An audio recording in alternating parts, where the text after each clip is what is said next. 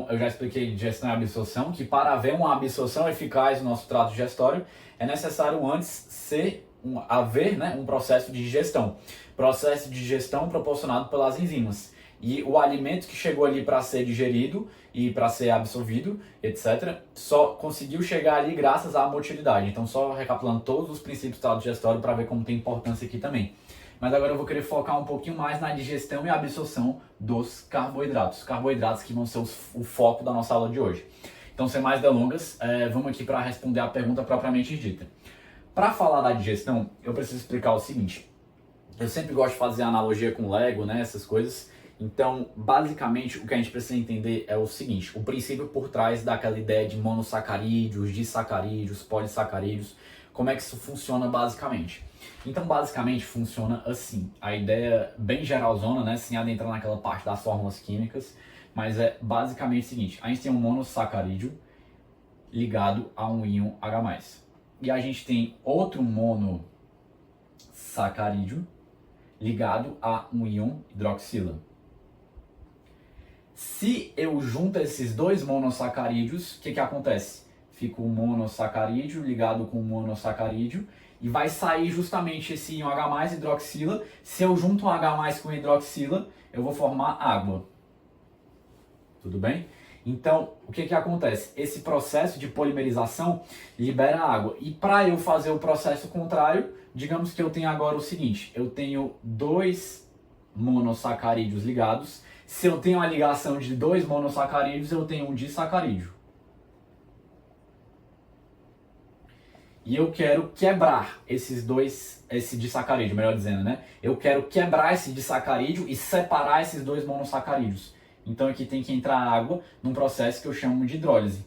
Nesse processo chamado de hidrólise, onde entra água nisso tudo, eu vou dar um H+ para um monossacarídeo. E eu vou dar um íon hidroxila para o outro monossacarídeo.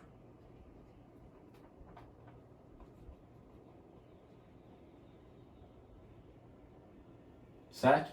Então agora eu consegui separar esse disacarídeo de dois monossacarídeos. O nome desse processo chama-se hidrólise. Só para explicar para vocês. Se eu junto dois monossacarídeos, então vou desenhar um monossacarídeo com bolinha agora para não ter que escrever, com outro monossacarídeo, por meio desse processo onde há justamente o quê? A liberação de água, né? Que não seria a hidrólise, seria justamente meio que a antítese da hidrólise. Eu vou ter o quê? Que é o processo mais de polimerização, se a gente fosse pensar aqui. Se eu junto dois monossacarídeos, eu tenho um disacarídeo. Se eu junto disacarídeos, eu formo o quê? Um polissacarídeo. Tudo bem? Juntando aqui eles. E aqui eu teria o meu polissacarídeo. Então entra muito naquela ideia do Lego. Eu tenho uma peça de Lego ali, um brinquedo, né, um helicóptero de Lego, que seria o polissacarídeo. Só que eu quero as pecinhas. Por que o meu organismo quer as pecinhas? Ele quer as pecinhas são nada mais nada menos do que o monossacarídeos, principal monossacarídeo glicose. Ele quer as pecinhas, nesse caso, para construir novas coisas. No caso, construir energia, formar energia, enfim, também outras coisas estruturais. A glicose também pode participar da estruturação de certas moléculas do nosso corpo. Então ele quer as pecinhas para formar outras coisas. Então só eu gosto de usar essa analogia para ficar o mais claro possível. Feita essa diferenciação de monossacarídeo para disacarídeo para polissacarídeo, e o processo de hidrólise, só explicado aqui, hidrólise, que seria nada mais nada menos do que essa quebra do disacarídeo para formar dois monossacarídeos ali, certo? Por meio da adição de água ali na jogada. Eu vou agora partir um pouquinho mais para a digestão dos carboidratos em si, usando os nomes mais específicos. Então vamos juntos. Existem, pessoal, diferentes formas de carboidratos que a gente pode consumir na dieta. Então, polissacarídeo, disacarídeo, monossacarídeo. Monossacarídeo pode ser glicose, pode ser a própria frutose, pode ser a própria galactose. Isso são exemplos de monossacarídeos. Tudo isso que eu estou falando são carboidratos. Exemplo de polissacarídeos, amido, tudo bem? Exemplo de disacarídeo, maltose, sacarose, a própria lactose, são exemplos de sacarídeos. Todos esses nomes que eu estou falando são carboidratos. Só que são carboidratos em pedacinhos menores, vamos pensar assim, tá bom? Em tamanhos menores. E que a união pode formar disacarídeos, acho que já ficou claro o suficiente. Então eu vou citar aqui, para exemplificar, as três principais fontes de carboidratos quando a gente está falando de uma dieta humana. Então, lógico que isso aqui varia de cultura para cultura, da alimentação de um local para outro, mas aqui eu vou citar um geralzão, que é basicamente amido, lactose, tudo bem? e também a própria sacarose. Amido, que por sua vez é um polissacarídeo, lactose e sacarose, que por sua vez são disacarídeos. Certo? Então, basicamente, vamos recapitular como é que ocorre essa digestão.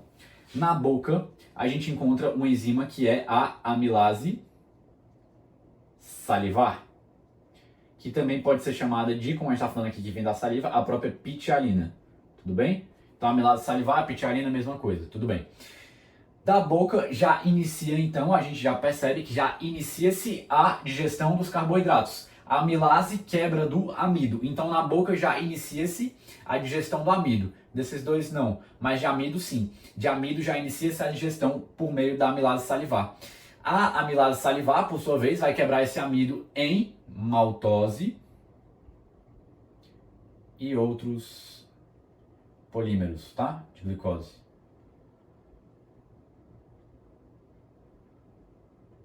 Certo?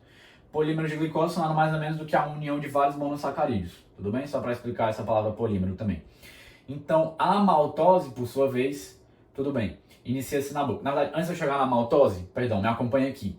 O amido iniciou-se a sua digestão na boca por meio da amilase salivar. Mas a amilase salivar não vai digerir todo o amido.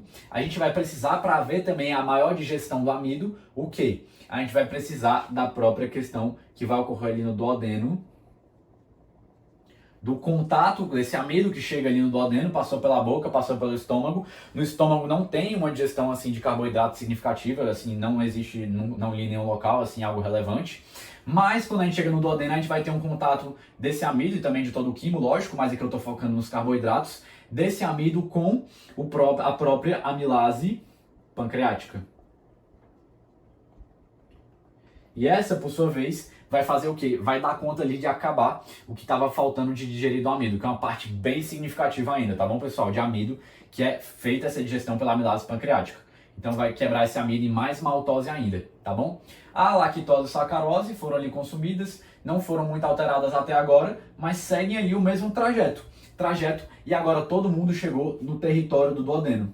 Então eu já citei justamente o quê? Que há esse contato do amido com a amilase pancreática, proveniente do próprio pâncreas, evidentemente, né? O próprio nome já nos aponta, certo?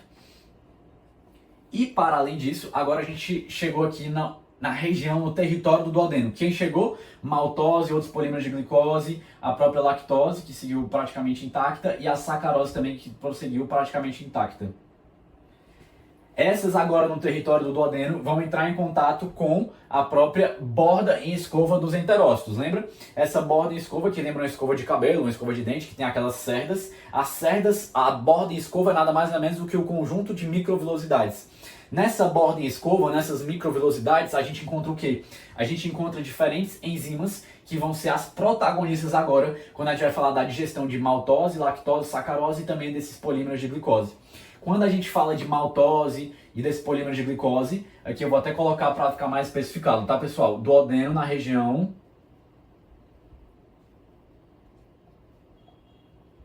da borda em escova. Na região da borda em escova, ali grudadinho no próprio enterócito, na microvilosidade dele, para ser mais específico, a gente vai encontrar algumas enzimas. Entre elas aqui, as enzimas responsáveis pela digestão da maltose e de outros polímeros de glicose, a maltase e a alfa-dextrinase. E essas, por sua vez, vão transformar basicamente o quê? Quebrar a maltose. A maltose é um disacarídeo, que é um disacarídeo formado pela ligação de dois monossacarídeos, evidentemente. Mas quais são os dois monossacarídeos que formam a maltose? Duas glicoses. Então agora já vai ter quebrado essa ligação, vou ter aqui duas glicoses.